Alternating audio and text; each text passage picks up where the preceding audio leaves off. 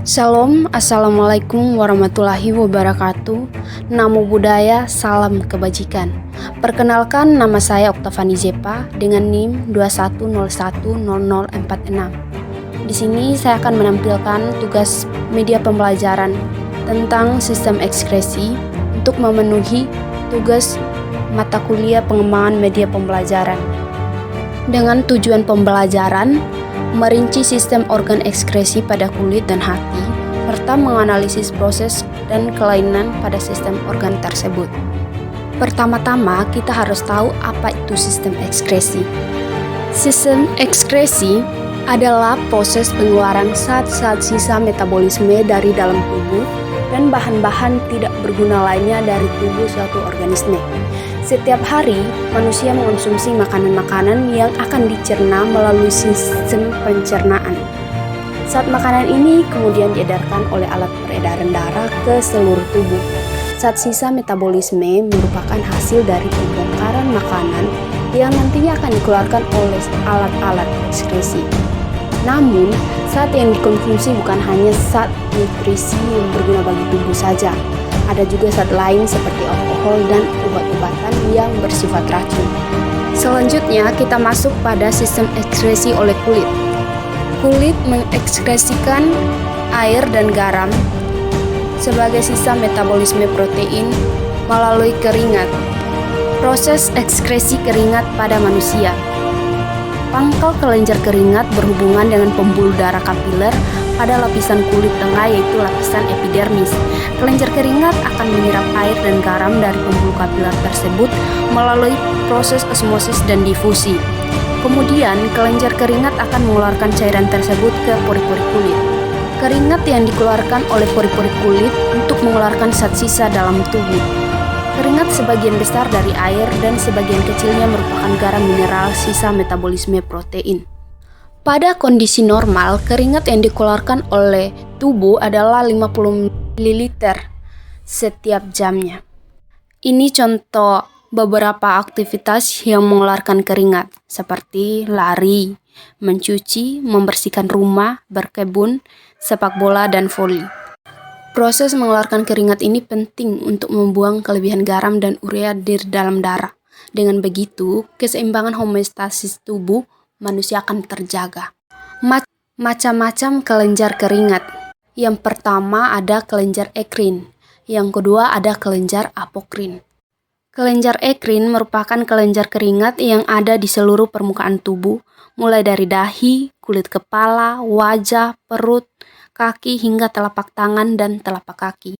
Kelenjar ekrin terletak di dalam kulit dan memiliki struktur melingkar dilengkapi dengan saluran yang bermuara di pori-pori.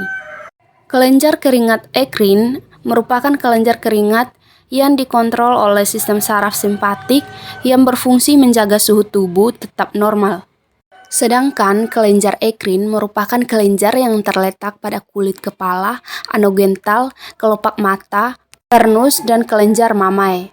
Kelenjar apokrin lebih spesifik dan erat kaitannya dengan keberadaan folikel rambut. Kelenjar apokrin pada manusia berfokus pada area ketiak dan area genital. Kelenjar apokrin akan aktif jika terdapat rangsangan berupa pubertas dan stres secara emosional. Keringat yang berbau merupakan keringat yang berasal dari apokrin. Hal tersebut disebabkan oleh kelenjar apokrin bersama folikel rambut tidak hanya melepaskan keringat, namun juga lemak. Lemak yang dikeluarkan oleh kulit akan dipecahkan oleh bakteri menjadi asam lemak yang berbau dan menimbulkan bau badan. Selanjutnya kita masuk pada sistem ekskresi pada hati. Hati merupakan organ ekskresi sekaligus ekskresi. Organ ekskresi hati bertanggung jawab untuk detoksifikasi dan memecahkan bahan kimia atau racun yang masuk ke dalam tubuh. Fungsi hati. Yang pertama, produksi empedu.